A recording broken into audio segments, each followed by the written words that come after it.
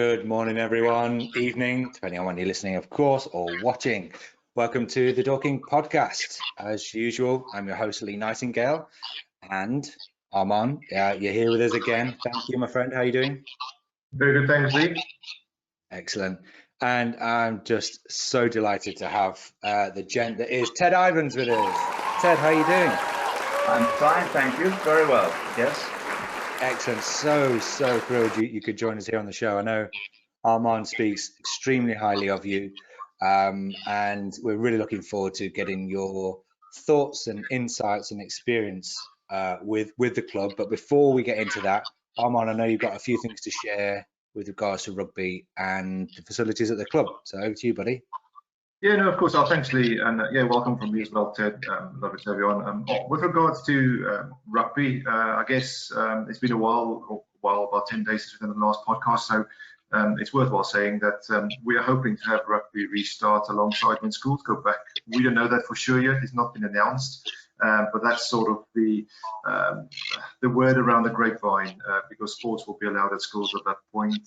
As a club, what we want to try and do is extend our rugby season a bit, because our players has missed out on so many development opportunities within rugby. So we might see ourselves going into June with our rugby provision as a club, and hopefully the kids can have some fun. And it doesn't need to be rugby all the time, I suppose. We can do anything just to keep them all engaged.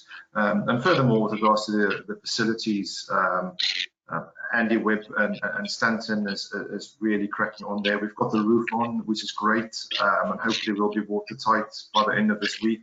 But with regards to the fundraising, we've got our last push to go now. We've probably got another sort of 3 months worth of fundraising to go before we can get that facility open. And from what I've seen so far, where we're at, it's going to be best in class for 2 leagues above us. No one's going to come even close to us. So I think it'll be something as a member we can all be proud of what we've achieved in the current climate, but also going forward what it's going to mean for us, and how it's going to sit as a not only a rehabilitation centre but also an education centre for all those involved. It's going to be fantastic. So yeah, that's where we're at. Phenomenal. And just to give some apologies, we are having a few technical issues this morning, so apologies for that slight echo on the sound on this episode. Ted, bring it back to you, and just to continue Armand's point there about facilities. How does that make you feel to see that facility being built, having seen the club grow from from many years ago into what it is now, and what you're seeing happening with that development work? Well, it's a fantastic effort by the club and by their current structure of management in the club to have achieved this medical centre. I mean, I know it's not quite finished yet, but we've all seen the plans and it looks fantastic. And it's going to put us into a very different level of category in terms of comparison of rugby clubs, and in fact comparison of all sports clubs. It's not just rugby, I think it's other sports clubs as well. So fantastic achievement, and really looking forward to seeing it functioning. I've always been a huge believer in investing in facilities and coaching. Those are the two key areas, and I'm bitterly opposed to paying players. Have been all my life, and so I love to see the money that the club raises going into what it should, in my opinion, should be going into, which is coaching and facilities. Absolutely, and I get the impression that if you tried to give the players the money, they'd simply give it back in a brown envelope and say, "I don't want it." They're just so proud to play for Dorking that I just don't think they would take it even if it was offered. That's the impression I get. Good. Well, long may it continue. Yeah, I guess with facilities, there's many clubs that would hold back and sort of say, well, wait until we get to that league and then let's have facilities comparable to other clubs in that league. Whereas we've chosen the right decision, we believe, to have those facilities prior to support us getting there, because we can become a better club as a result of it. So yeah, No, I agree. I agree with that, Lee. I mean, with regards to facilities, you think about hosting players, you think about parents coming down with their kids. You know, you don't want to have a shed in the middle of nowhere where people tread through the floorboards or can't get changed in any privacy or being treated in any privacy, and that's now moved on so much. We had that in spades already, and we're just looking at the well-being side of it and how we can prolong these players playing and also educate them along the way, because it's, as Ted rightly said, it's not only the rugby side of it. We want to stay active until we sort of pass on one day. You know, we always go out for walks and look after our knees, our ankles, and our legs is a bit tight. You know, and to give these kids a good foundation to sort of go from is just phenomenal. But yeah, I'll be interested to hear what the facilities was like when Ted joined back in the day. That'll be lovely to hear, I suppose. Speaking of back in the day, so Ted, you really are a Dorking lad through and through, born and bred. Yes, indeed. Yeah, yes. I was born in Harrow Road West in Dorking, nursing home that doesn't exist anymore. But yes, 1939, so pre-war baby. And so I joined the club when I was 13, and I actually answered an advertisement in the local paper, which said that Dorking Rugby Club was now had a schoolboys team, so come and join us. So I lived up the road from the club in Yew Road, and so I biked down to the club on a December morning, and met for the first time Alan Clatworthy, who was then secretary, and a man called Teddy Crow, who was the coach of the schoolboys. And I joined Dorking Schoolboys. And Dorking Schoolboys in those days, it was the second year of Dorking Schoolboys, and we played 3 matches only in the winter holidays. And this was a team composed of age 13 to 18, mixed.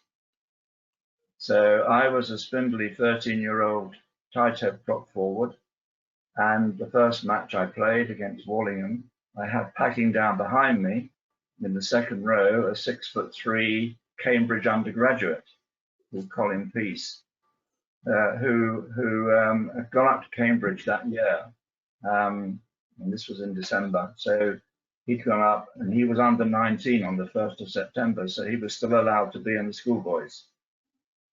So that was my introduction. Wow. 6 years. Yeah.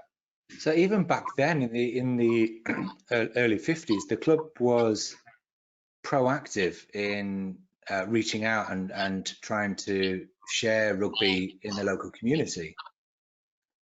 Yes, indeed. I mean, the three matches we had in that first season that I joined were against Wallingham, Horsham, and Guildford.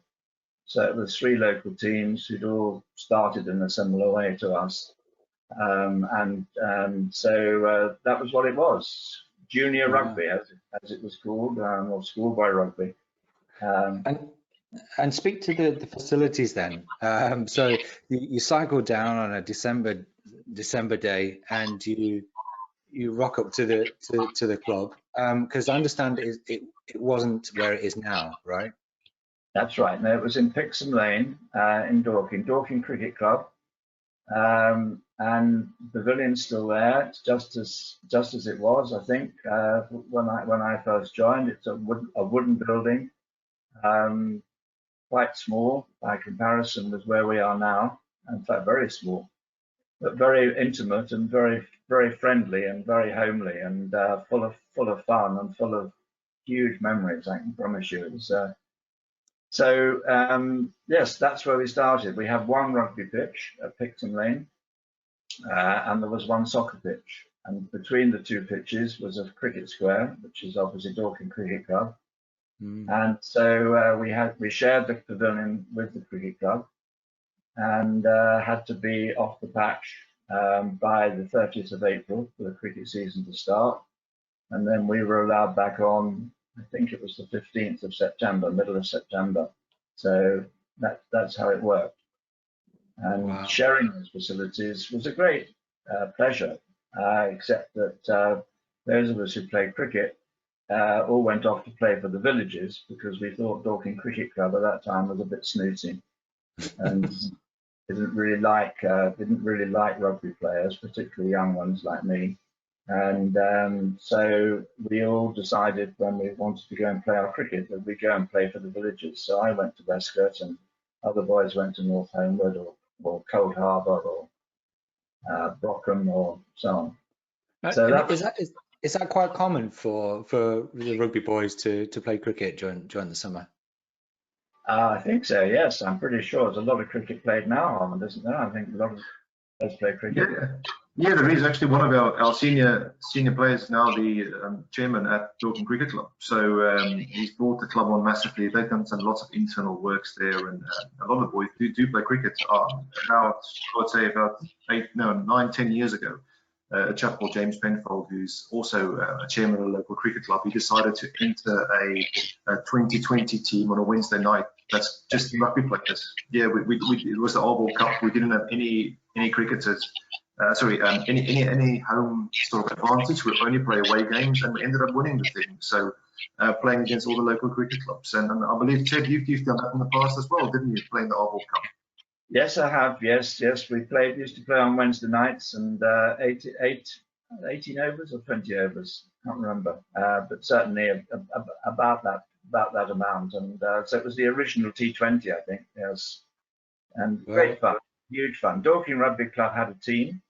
In those days, we used to play against Headley and other clubs. I mean, proper weekend cricket. But our World Cup particularly was great fun. Really good. I've had the distinct pleasure of playing golf with Armand, and I would not want to be playing cricket against him. Seeing that swing.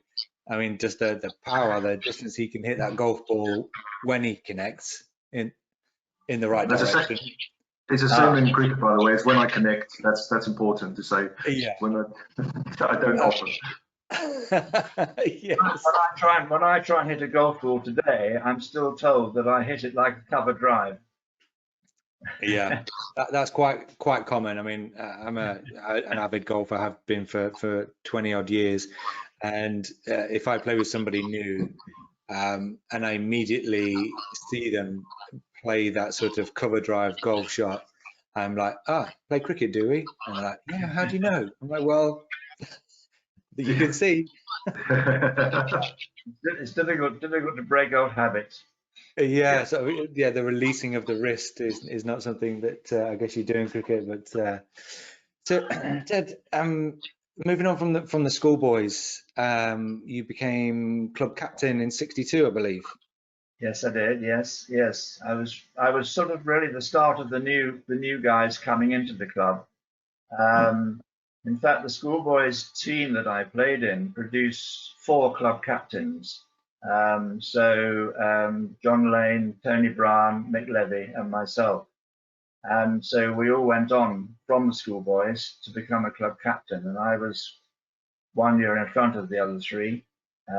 So I was lucky enough to be elected club captain in '62. So I was then 23.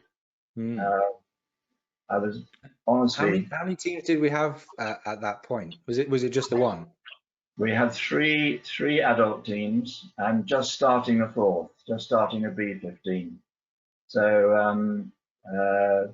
there were the schoolboys team just playing in the Christmas holidays, but the main rugby was played by three teams, and then a 4th going just starting in the early '60s. Right. And the whole club membership, the entire Dorking club membership, was under 100. And the club was the players. There was nobody else. There were no oldies. There were a couple of vice presidents, but we didn't see them. So how many are we now? Registered members, I'd say on the books, we say it's about 1,300, but we've got over 2,000 members as such. That's sort of part of the club that we communicate with. So it's wow, big jump. It's gone. Yeah, so the growth has been absolutely phenomenal. Of course, what's changed everything really is junior rugby, youth rugby. That's where the growth has come from. And so our little schoolboys team, as it then was, grew into first under 16s and then under 18s, and then it was split up. And then the RFU said you can't have this mixed age groups anymore. And so through the 70s, the age groups began to break up. And funnily enough, I don't remember when we had these mixed age groups in my original schoolboys team, I don't remember many injuries. So we're very lucky. I mean, we didn't play anything like the intensity that's played today.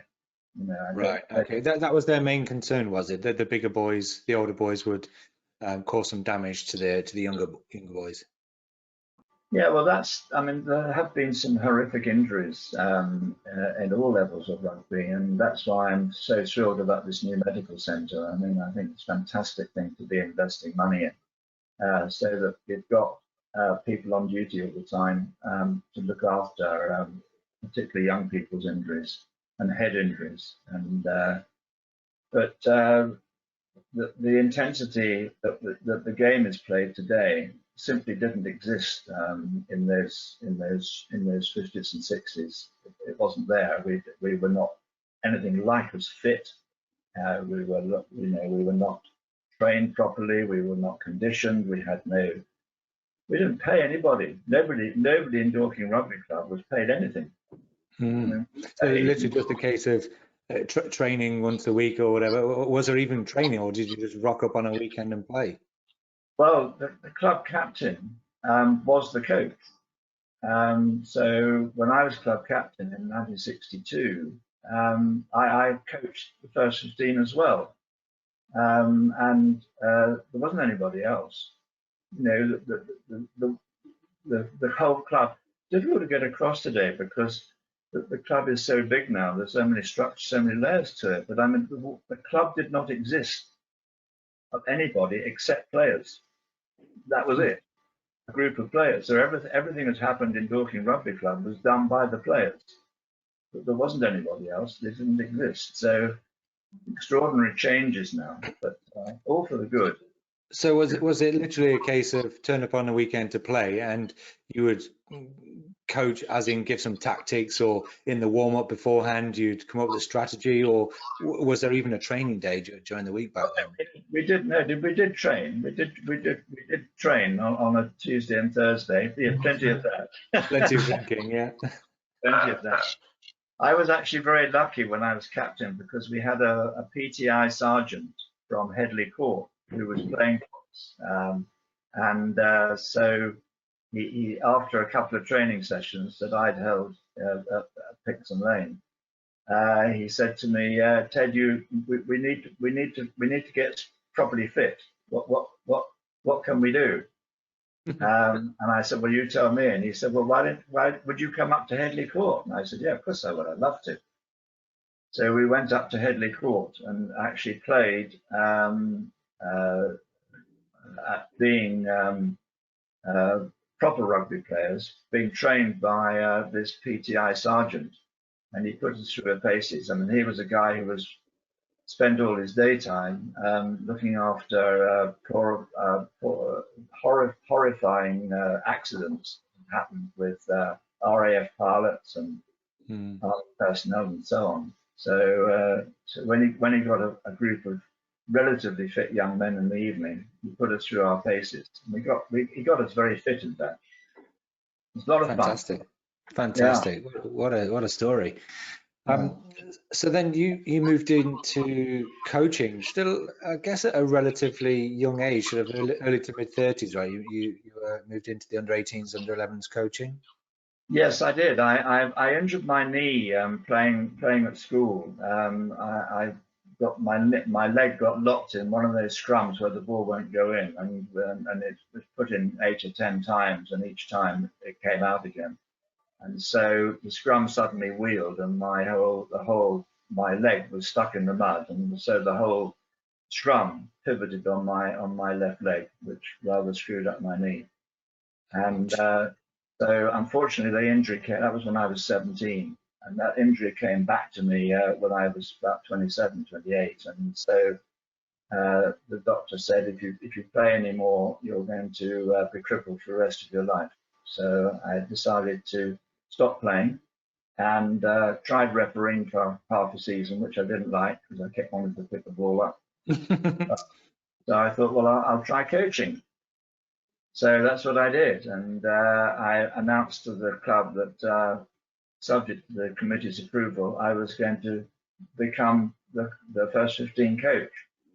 And of course, the captain at the time, Tony Bryan, said, "Oh, great! I haven't got to do it anymore."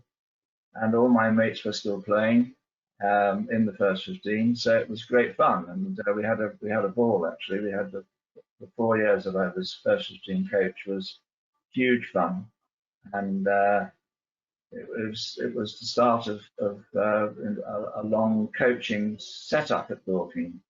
I don't pretend in any shape or form to be a proper coach. I mean, my training as a coach was a half-day course at Esher, run by Surrey. So I went from being a lousy coach to a slightly less lousy coach in 3 hours. But you know, we did what we could, and we got some sort of structure into the club in terms of coaching, and the coachings that followed me later on when they were real coaches. I wasn't.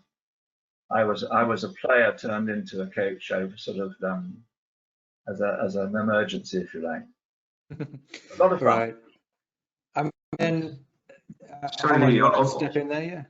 Yeah, just on that point, I think there's so many synergies with regards to what Ted said from what happened as Ted went through and to where we are now. And you think of Headley Court, we use Headley Court to go and train at sort of 4 or 5 years ago, and we were at Frozen Ground, and they kindly offered us to go and use the indoors facility. So it's great to see that relationship there as well. And Ted mentioned back then all the rugby players were doing all the admin.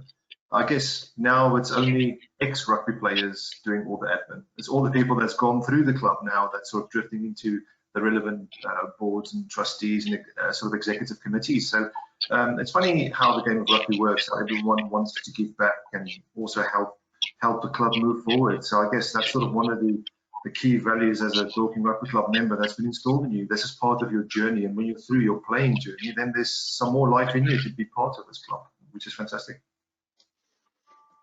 Yeah, that's very true. And this, because as we've all got older, you get extra tiers into the club. And now we've even got a group of people called the Oldies, which I write the occasional email to just to keep them informed of what's going on and encourage them to come to the lunches and so on. But it's different layers. What's the criteria for being an oldie then these days?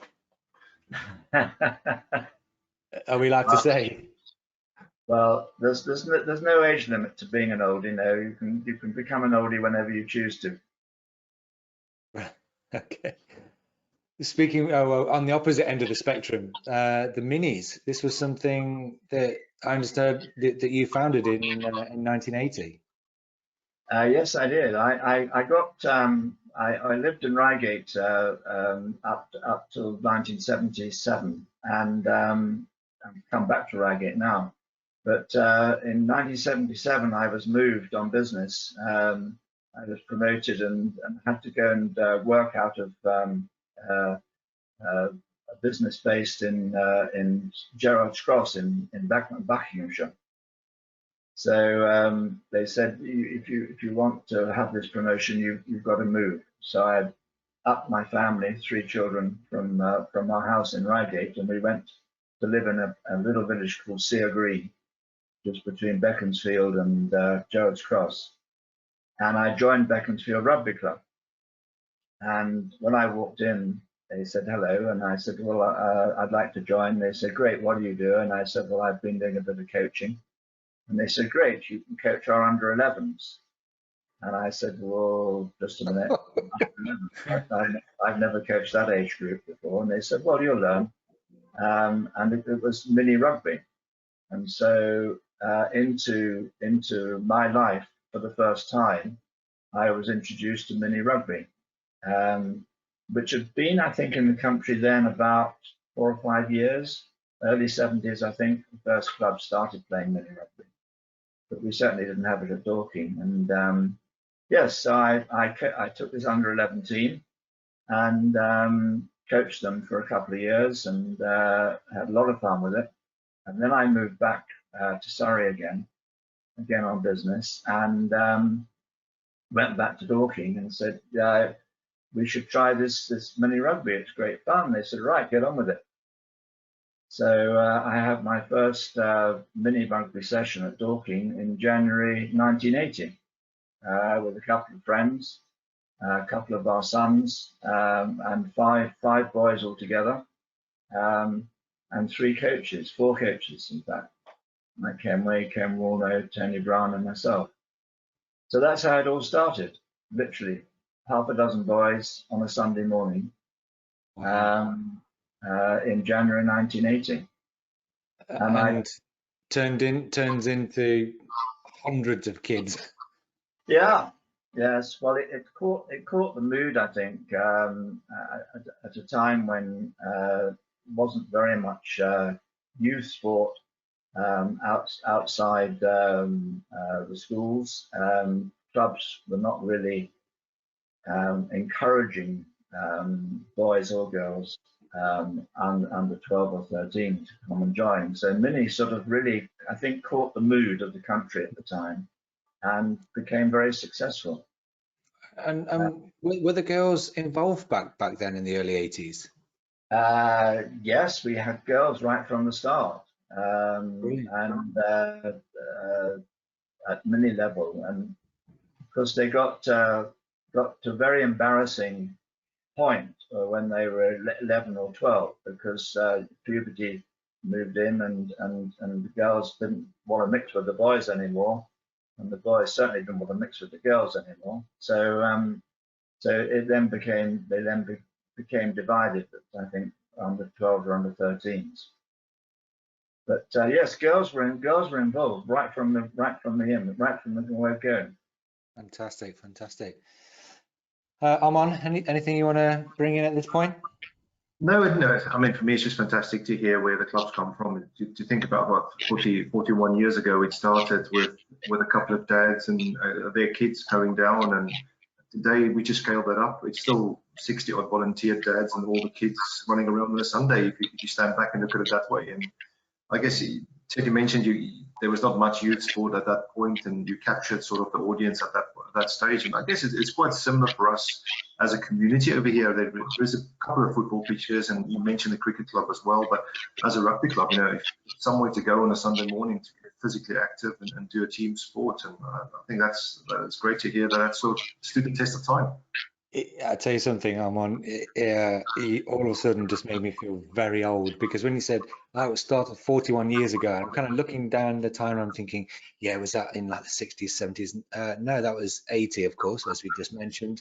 And I was 4 at the time, and I'm like, oh my Lord, 4, God, wow, yeah.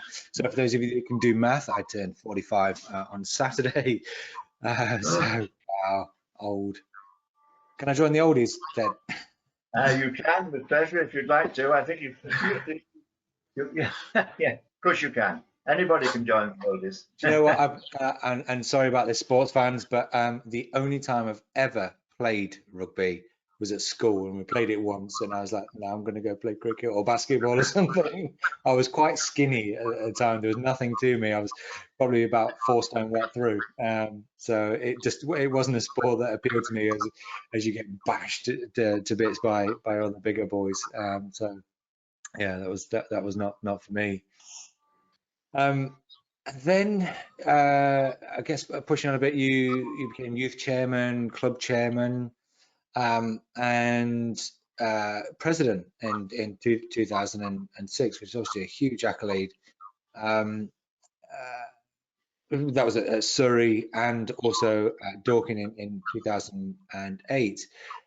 Speaking to your time, I guess, at the top of the club, both president and now trustee, What sort of values have you seen throughout the club over the years that have just remained, and new values that have come in, that have stuck around, and just the heart of the club, that those values that really that we see week in, week out?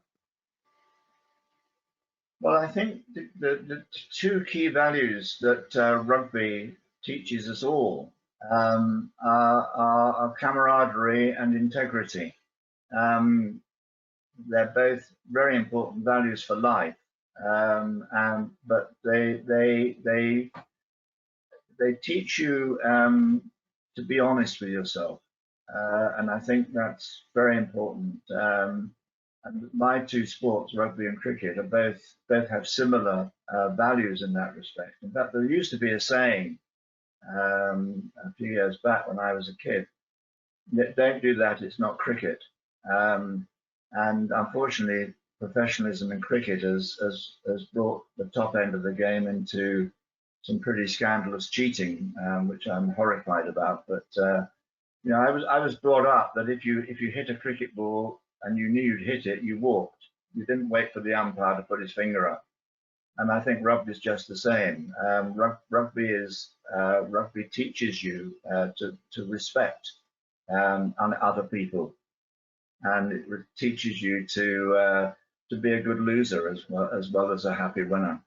I think it's very important generally in life to be able to hold your head up when you've been beaten, as we were thumped. I mean, look at England's performance last Saturday. I mean, how can that happen to all those guys? How could we play like that? And first thing the coach says afterwards is it's my fault. I didn't prepare the team properly. That's Eddie Jones is not everybody's cup of tea. I mean, I love him personally, but it's not everybody loves him. But I think rugby teaches you to respect the referee, to respect the referee's decision, to not argue with the referee, to clap the team off the field after you've played. And that goes right through from very junior rugby now, right up to very senior rugby. And I think it's something for life, which is very key, which is respect your opponents. If you get beaten, say well done. And if you win, great, you've got the bragging rights until the next time you play them. But in the meantime, be humble rather than be precocious and big-headed about it.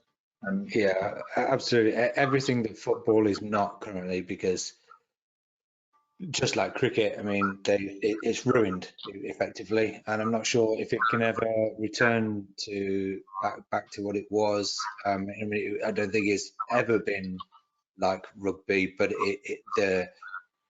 the gap between the two of them now is just huge. I mean, the disrespect within the game towards one another, towards the referee, and is just disgusting. And that was, as I've said on these earlier podcasts, that the respect was what was so endearing for me when I first came to the club on that first time. And I heard someone swear, and everybody turned around and said, "No, we don't do that here. Like, this is not football," kind of thing. You don't say that. And I was just blown away. So I get it, and I've seen evidence of it for sure. Yeah, and definitely an environment that I would bring children to, and I think the clubs recognise that, and clearly hundreds of kids enjoy that environment, and the parents feel that it's an environment that they can entrust their kids to come down and learn and have fun, and get coached. Yeah, no, I agree. Sorry, Ted, just on that point, one of those values, Ted, that you spoke about, is that camaraderie, and that sort of, I guess, you said it's not cricket. It's one of the values of the RFU is sportsmanship, and it's something that we've obviously adopted as well. You have to make sure that you keep the integrity of the game alive, and not and not disrespect anyone around it. And that's what another value is, respect. And I think as a club we've embraced that. And it's good to hear Ted say those values that's important to us as a club. You know, and that's still alive there today. And fingers crossed we can keep that going. Well, it's one of the things that I think paying players at our level cuts right across, and it sort of destroys what is the fundamental integrity of a team sport, and that is you're all equal. And I went in the army, my national service from 1958 to 1960. And army rugby is a real interesting thing because, of course, it's mixed ranks. You've got officers and sergeants and corporals and privates all playing together in the same team. And as soon as you put a shirt on, you're all equal. There's no sirs and no airs and graces. You know, you play your sport, and it as typifies everything that rugby stands for. So the cross mixture. I mean, when I joined Dorking Rugby Club, it was almost entirely privately educated people.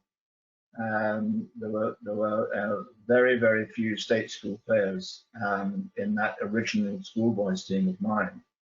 And when I became a coach, and then when we started mini rugby, it was my absolute objective to bring rugby to the schools in the local area.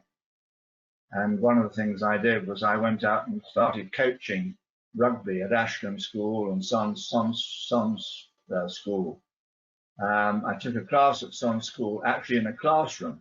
I went up to Sons School with a bag of rugby balls, and they hadn't got a field for me to take the kids out on. So I said, well, come down to Dorking, but in the meantime, let me show you what happens with rugby. And we actually had the kids sitting in a classroom at their desk, passing a ball to each other. And it's the first time they'd ever touched a rugby ball, and they were all enthused by it and said, what do you do with this, and how do you kick it, and how do you pass it? And I taught them to pass, literally passing from one desk to another behind with the kid behind them. So it was just as long as it didn't go forward, right? Absolutely, yeah. So it was an interesting experience for me, and it was the start really of getting rugby, really ingrained into state schools, and that's part of our great success story today.